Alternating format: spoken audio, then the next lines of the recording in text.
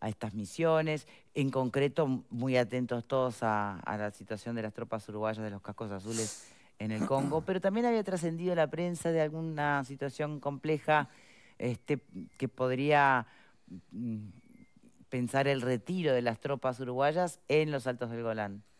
Sí, me llamó la atención eso porque nunca ha estado planteado. Ah. Lo que está planteado es el recambio. Ah, una cuestión de recambio. Estaba previsto para el 15 de octubre, por razones que todos conocemos, hubo que postergarla. Esos recambios generalmente se hacían por Siria, por Damasco. Está previsto, sale creo que la semana que viene ya la primera avanzada de 21 efectivos. El recambio ahora va a ser por Amán, por Jordania. Y bueno, son 200 y algunos efectivos que están volviendo y otros que están yendo. Ahí, si bien hubo un conflicto en la zona, no hubo inconvenientes con los efectivos nuestros. Bien. Otro de los asuntos que quedaron así también, que parece que no termina de saldarse, es las OPB, ¿no? La compra de las patrullas oceánicas, de un contrato que no sé si termina de darse por saldados, tanto el tiempo revisando la posibilidad de asegurar el cumplimiento o no. Hoy se están construyendo las OPB. O sea, ya hicimos el primer pago, la semana que viene la otra se hace el segundo pago y ya se le entregó al ministro y al gobierno entrante el flujo siguiente de pago, que son contra cumplimiento de hitos.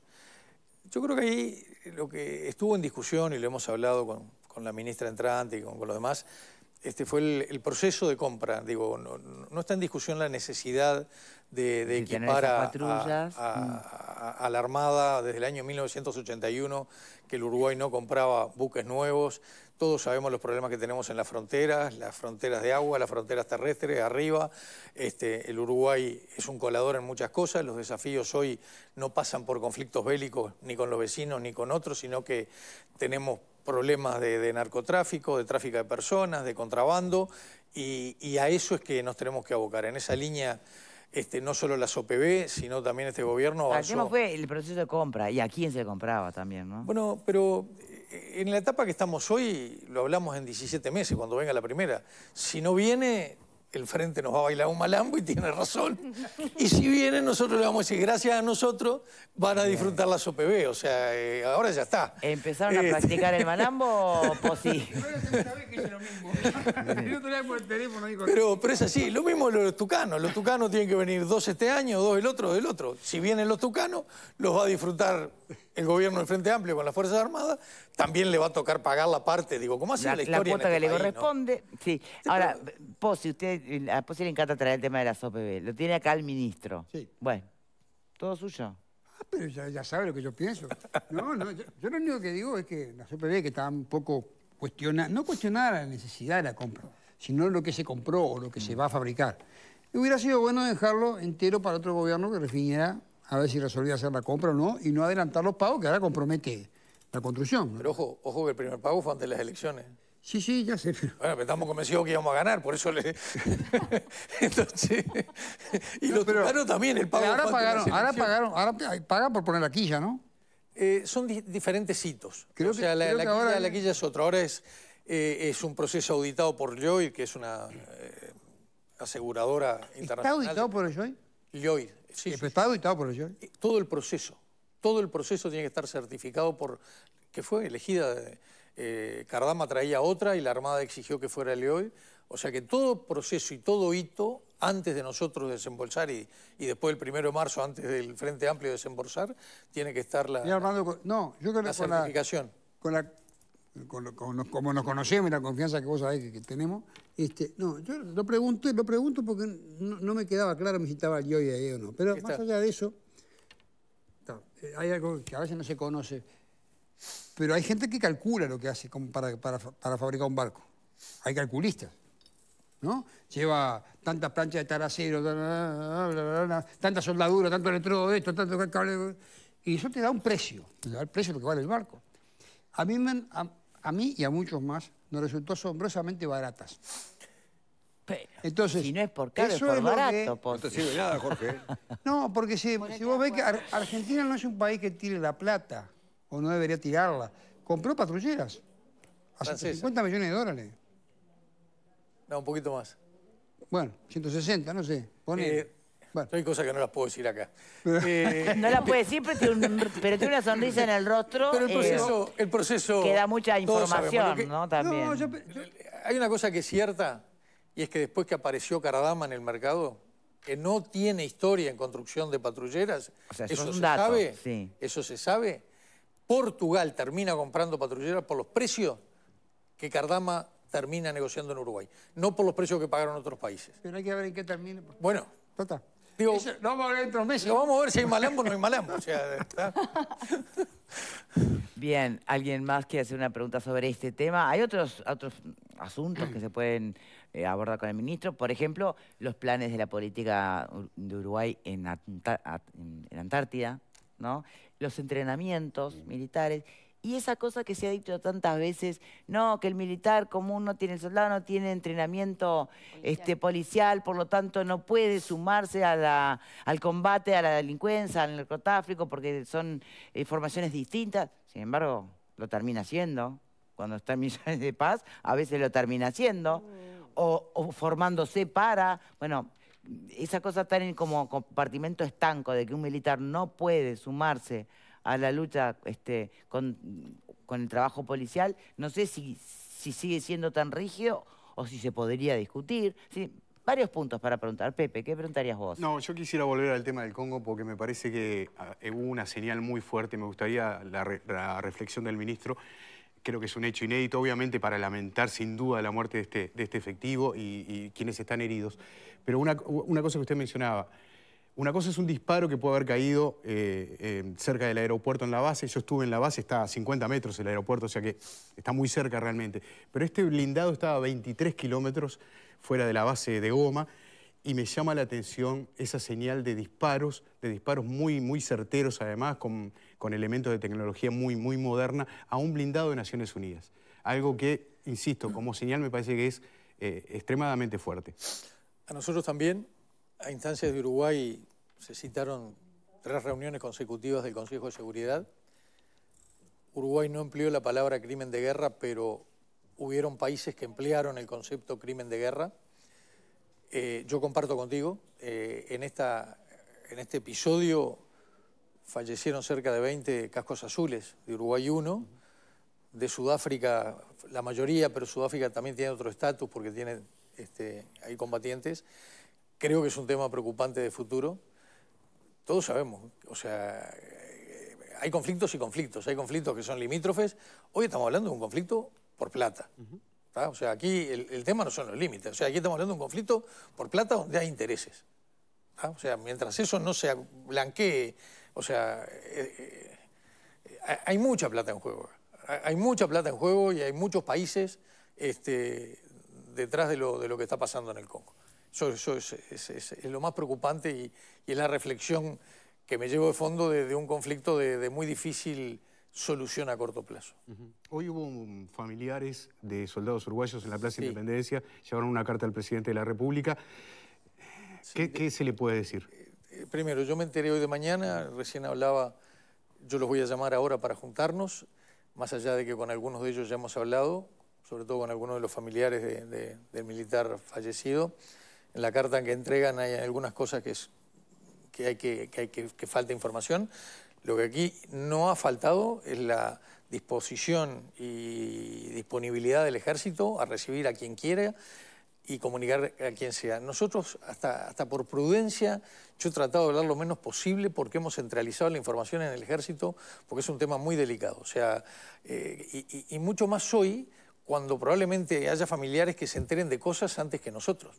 O sea, hay mensajes de soldados, hay mensajes asustados, como es lógico que así sea, y la preocupación de los padres de este lado. O sea, en el caso del fallecimiento, nosotros supimos 3 horas antes de poderlo comunicar, pero hasta que no pudiéramos comunicar a la familia, y ahí también, ¿por qué se comunicó a uno, no se comunicó a otro? Cuando estos soldados van, ponen un número de contacto. O sea, como nos pasa a nosotros a veces, o cuando viajás... Bueno, siempre te piden un número de emergencia. Un número de contacto. O sea, el contacto que tiene el Ejército, en este caso concreto, era la señora esposa. A mí me tocó hablar con ella en la tarde y la verdad que después me di cuenta que no estaba preparado para esa conversación. antes de la conferencia de prensa que hicimos, me pongo a hablar con ella y ella me dice, hoy de mañana hablé con mi esposo y mi esposo me dijo que con el uniforme puesto y defendiendo al país estaba pronto para morir. ¿Viste? Una cosa que nos cuesta entender, inclusive a los que no tenemos la formación militar, ¿no? O sea, por eso digo, esto hay que tratarlo con la responsabilidad y la madurez que esto tiene. Por suerte estamos lejos de periodos electorales, porque si no ya tendríamos alguna discusión política metida en el medio. Es un tema de política de Estado de este país que la definió el país y yo no creo que la vaya a cambiar a corto plazo, porque en esto hay un convencimiento del sistema político en mantener las misiones de paz con ciertas características. Esto es dinámico, es cambiante. Los soldados nuestros profesionalmente son de los mejores en el territorio, o sea, yo les digo siempre, son de los mejores embajadores que tenemos. Si tú estuviste en el Congo, habrás visto lo que significa el contacto diario de los soldados con la población civil y lo que significa.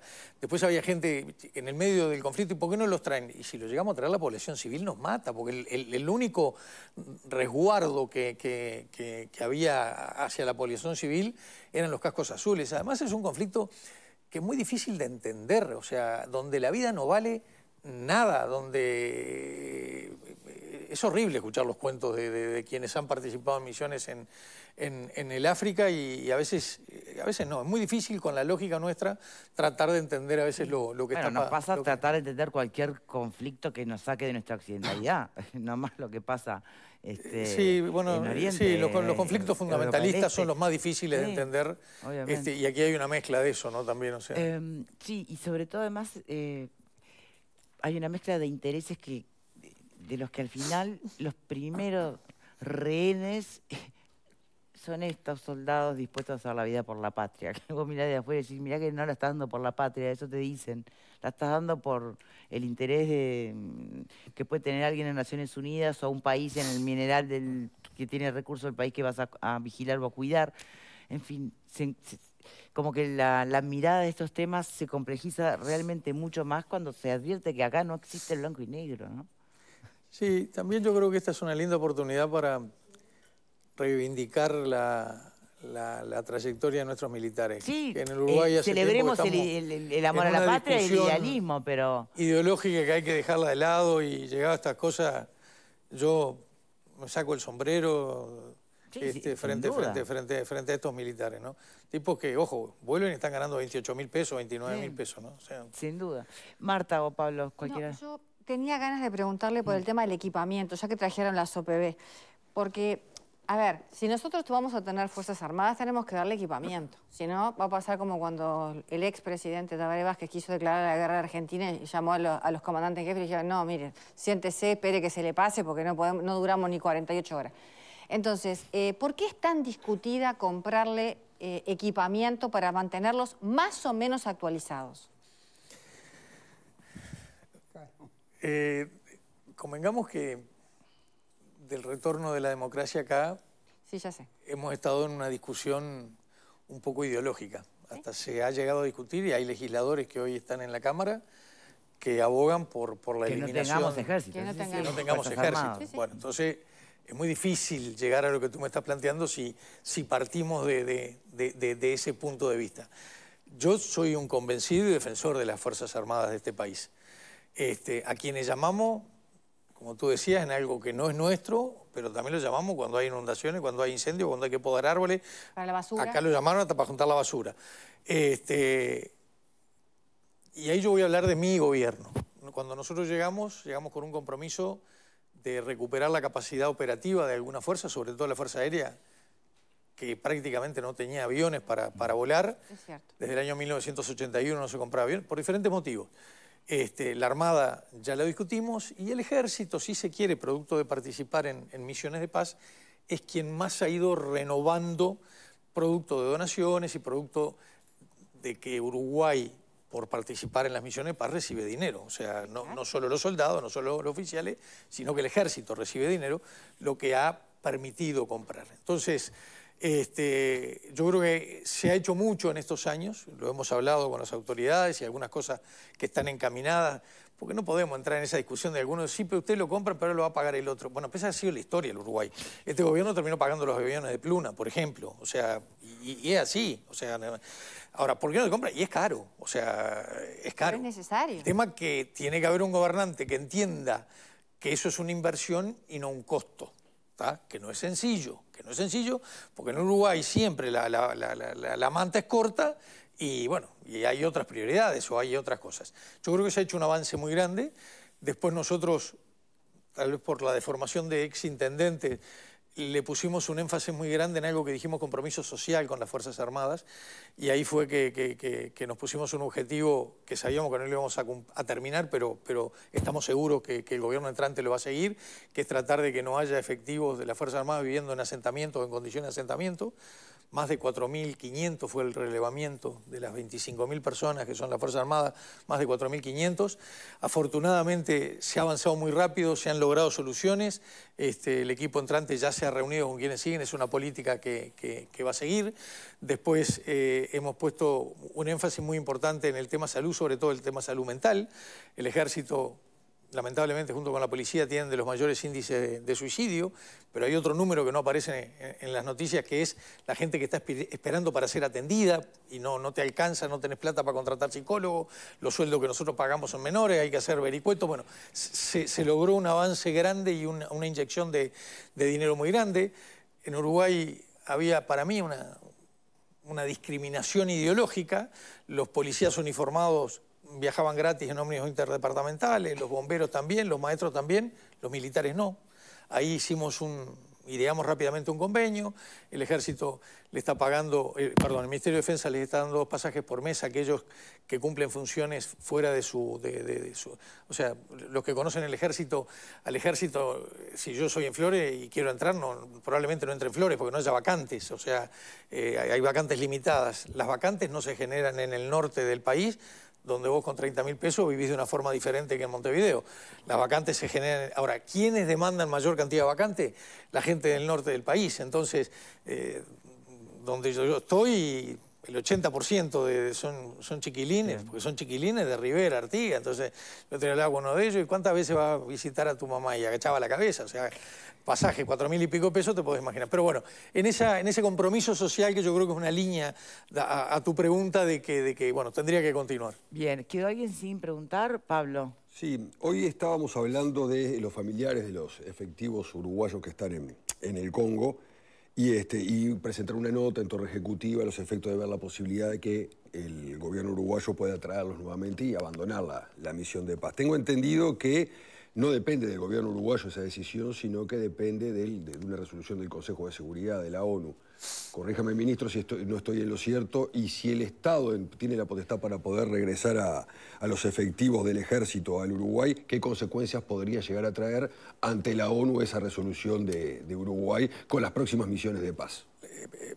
Primero, la complejidad de salir de un lugar en guerra no es sencilla. Más allá de las consecuencias que con un aeropuerto sí, tomado, eso lo tampoco damos es hoy sencillo. temprano. Sí, pero más allá de las consecuencias que pueda causar...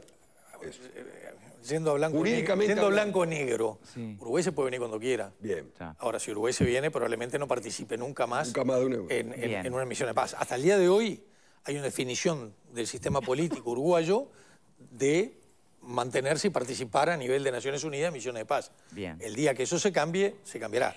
Este contingente está previsto que venga, o sea, tendría que haber venido la semana pasada, o sea, que va a venir a la brevedad. Pero una cosa que no es menor, que yo le comentaba al comandante, le digo, después de esta experiencia, esta gente no vuelve nunca más, ¿no? Me dice, ¿sabes una cosa? La gran mayoría va a pedir para volver. ¿El qué? Sí. La gran mayoría de esto te pide para volver. Ministro, muchísimas gracias por habernos acompañado. Dos de estribo cortitas para sí o no de respuesta. ¿Va a presentarse como candidato a la Intendencia de Flores? El 11 tenemos convención en nuestro departamento, tenemos los convencionales y es una definición que vamos a tomar en los próximos días. ¿Usted querría? La pregunta es, ¿usted le gustaría? Bueno, lo veremos. La segunda, ¿habría que permitir la utilización del lema Valentina dos Santos en Artigas? El domingo yo pertenezco a un sector del Partido Nacional vamos a expresar nuestra posición.